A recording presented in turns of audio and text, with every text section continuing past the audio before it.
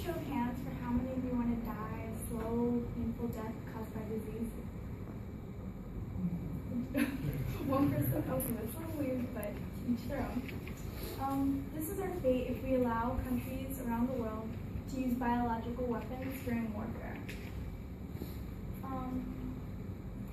Biological weapons is the reason Syria became such a huge issue last summer and still is today.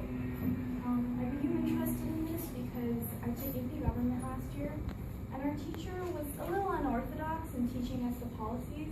She showed us videos and pictures of victims of biological warfare, and the horrid, heart-wrenching feelings we got as a class was just devastating.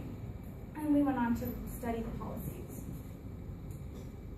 War is never clean, fair, or pretty, but allowing countries to use biological weapons during warfare just brings things to a different level. So first, I'd like to talk to you about the reasons first I'd like to talk to you about some background about biological warfare. Bioweapons are as old as war itself, according to eMedicineHealth.com in an article written by Edmund Hooker, MD. Biological weapons are any weapons that are organic toxins found in nature that can be used to kill people. So a few examples of this would be poisonous frog venom and smallpox. Although there are no natural cases of smallpox anymore, there are still samples of smallpox kept in labs around the world, and an outbreak would be devastating. Along with our science, the weapons used for biological warfare have become more and more sophisticated. The reason that these weapons are so effective is because even if they don't kill the enemy right away, they will eventually die off because it'll spread from person to person.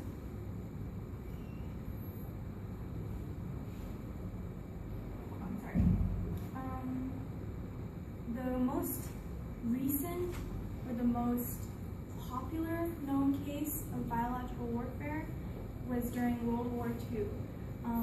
China used a lot of smallpox bombs and such and attacked Japan. And then in 1925, 108 nations signed the Geneva Protocol, which was the first treaty to ban biological and chemical units as weapons of warfare.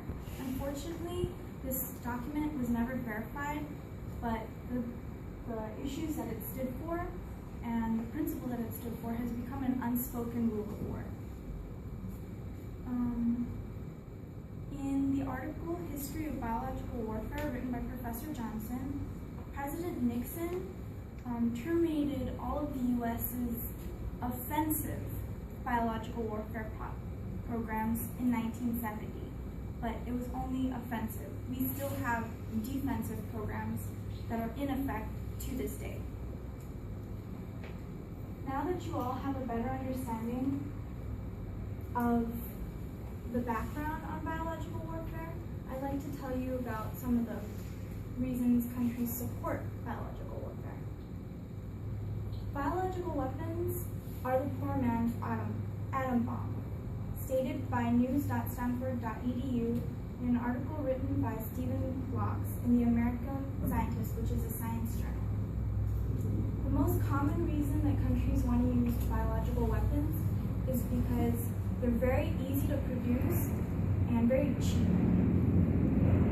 So a country that doesn't want to spend much on their defense spending might opt for biological weapons.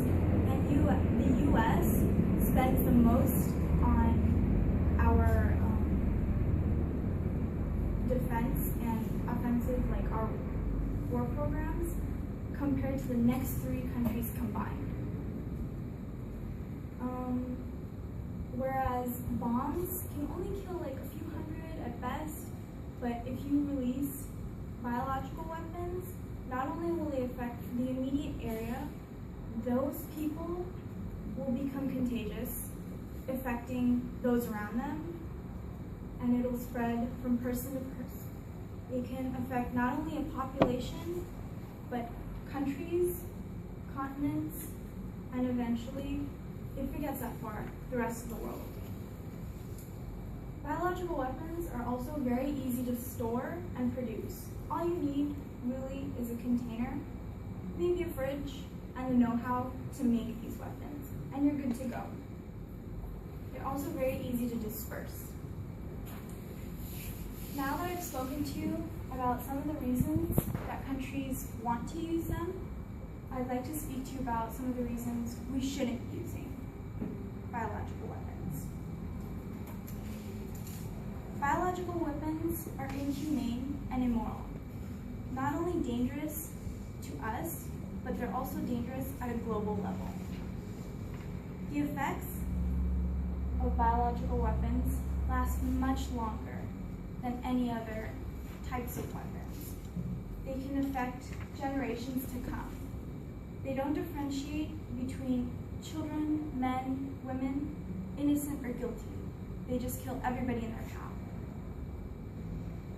Without proper care, there's really no chance of survival from these weapons, because if it causes an epidemic, only so many people will be treated. So the majority of people will probably just die off.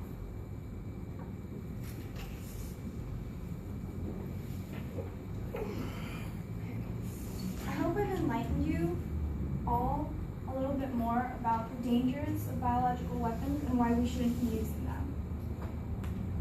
In conclusion, we as a human race need to raise our voice to keep biological weapons out of the option for all countries, not just a few.